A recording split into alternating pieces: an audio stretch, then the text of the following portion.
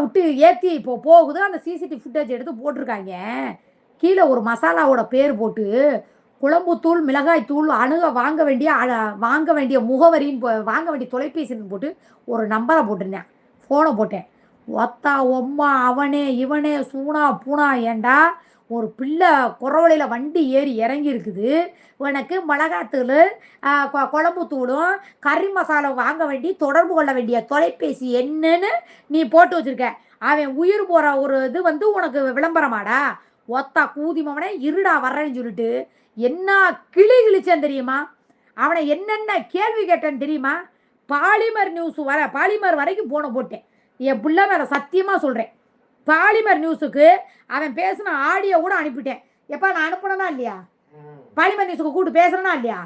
இப்போ 10 மணி நியூஸில் இதை நீங்கள் போடுறீங்க. ஒருத்தன் உயிர் வண்டி ஏறி இறங்குது. அந்த ஃபுட்டேஜை போட்டிருக்காங்க. அதுக்கு கீழே ஒரு பேரை போட்டு இந்த கறி மசாலா, மிளகாய் தூள், சாம்பார் தூள் வாங்க வேண்டிய தொடர்பு கொள்ள வேண்டிய முகவரின்னு போட்டிருக்கியே. அப்போ ஒரு மனுஷனோட உயிர் உனக்கு மசாலாவுக்கு சமமா? ஏன்னா மயிருக்கு சமானம் சொல்கிற மாதிரி மசாலாவுக்கு சமமானு கேட்டேன்.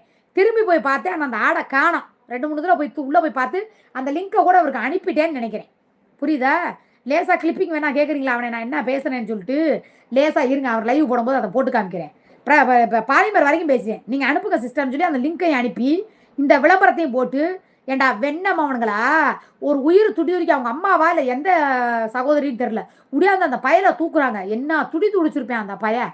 அவன் போதையில் இருக்கட்டும் ஏதோ ஒன்று இருக்கட்டும், அது நமக்கு தேவையில்லை. பட்டாசு வெடி